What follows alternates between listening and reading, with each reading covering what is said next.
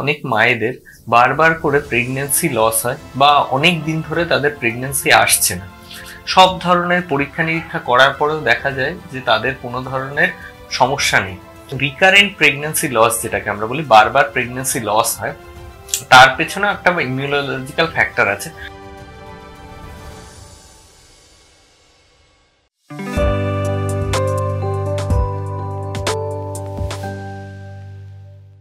নমস্কার, ডাক্তারবাবুর ইউটিউব চ্যানেলে আপনাদের সবাইকে স্বাগতম। আমি doctor Pallab Roy, consultant obstetrician, gynaecologist and laparoscopic surgeon.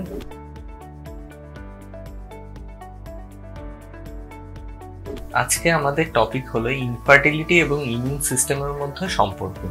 Immunology একটি খুব ভাস্ট সাবজেক্ট। এই সাবজেক্টের এমন অনেক কিছু জিনিস আছে যেটা আমরা এখনো রিসার্চ করছি এবং অনেক জিনিস আছে যেটা আমরা অলরেডি জানি।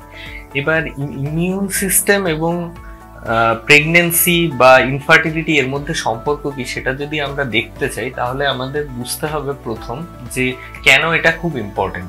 অনেক সময় দেখা যায় অনেক মায়েদের বারবার করে প্রেগনেন্সি লস হয় বা অনেক দিন ধরে তাদের প্রেগনেন্সি আসছে না।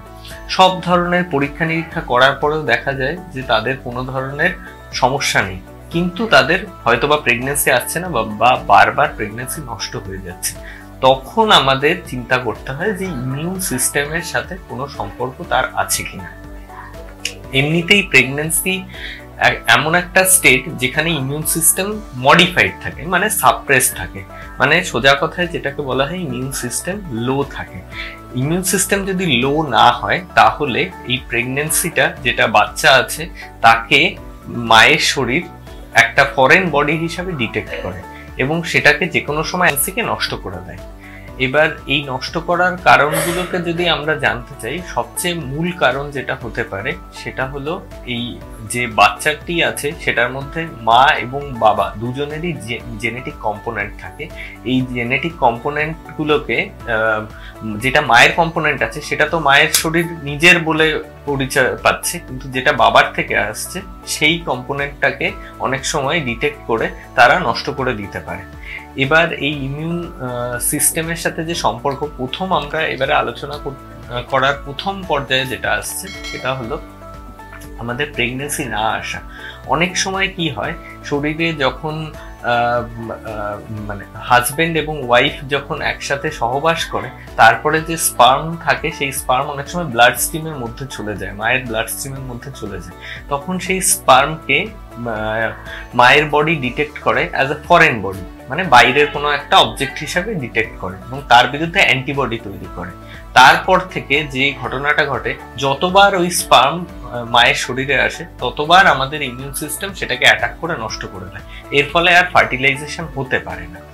নেক্সট কি জিনিস হতে পারে? নেক্সট জিনিস হতে পারে কিছু কিছু ইমিউন রিলেটেড ইলনেস আছে, যেরকম অ্যান্টিফসফোলিপিড অ্যান্টিবডি বা আরো বিভিন্ন ধরনের অ্যান্টিবডি রিলেটেড ডিজিজ আছে, যেখানে মায়ের শরীরে বিভিন্ন ধরনের অ্যান্টিবডি তৈরি হয়, যেটাকে যখন প্ল্যাসেন্টা ইউটেরাসের মধ্যে ইমপ্ল্যান্ট করে তখন সেই প্ল্যাসেন্টার যে গ্রোথ হয় তখন সেখানকার ব্লাড ভেসেলগুলোকে অ্যাটাক করে সেই ব্লাড ভেসেলগুলোকে ক্লট করে দেয় এবং সেটা তখন সেই প্রেগনেন্সিগুলো ফেইলিওর হতে থাকে। সো এটা একটা হতে পারে। এবং রিকারেন্ট প্রেগনেন্সি লস, যেটাকে আমরা বলি বারবার প্রেগনেন্সি লস হয়, তার পেছনে একটা ইমিউনোলজিক্যাল ফ্যাক্টর আছে। ধরুন মায়ের শরীরে এমন কিছু অ্যান্টিবডি তৈরি হয়েছে যে কোনো কারণবশত, যেটা অ্যান্টিজেন বাবার শরীরে আছে এবং যে বাচ্চা তৈরি হচ্ছে সেই বাচ্চার মধ্যেও যদি সেই অ্যান্টিজেনগুলো থাকে, বাচ্চা যখন আস্তে আস্তে বাড়তে থাকে সেই টাইমে বাচ্চার শরীরের যে রক্ত মায়ের শরীরে গিয়ে সেই অ্যান্টিবডি এবং অ্যান্টিজেনের মধ্যে রিয়াকশন তৈরি করতে পারে এবং তার ফলেও অনেক সময় দেখা যায় প্রেগনেন্সি লস হচ্ছে। তো এই ধরনের যদি রিকারেন্ট প্রেগনেন্সি লস বা আপনার প্রেগনেন্সি আসছে না এরকম যদি আনএক্সপ্লেইনড ব্যাপার যদি চলতে থাকে, তাহলে আমাদের যেটা করণীয় সেটা হলো দ্রুত ডাক্তারের সাথে যোগাযোগ করতে হবে এবং সেখানে সঠিক পরামর্শের মাধ্যমে চিকিৎসা খুঁজে বার করতে হবে। আজকের মতো এই অবধি শেষ করছি। ডাক্তারবাবুর ইউটিউব চ্যানেলের সাথে আপনারা সবাই যুক্ত হন। Please like, comment and subscribe এবং এই ধরনের বিষয়ে যদি আপনারা আরো জানতে চান তাহলে এই চ্যানেলটির সাথে যুক্ত থাকুন, এবং আমার সাথে যদি অ্যাপয়েন্টমেন্ট করতে হয় তাহলে স্ক্রিনে দেওয়া যে নাম্বারটি আছে সেখানে যোগাযোগ করুন। নমস্কার।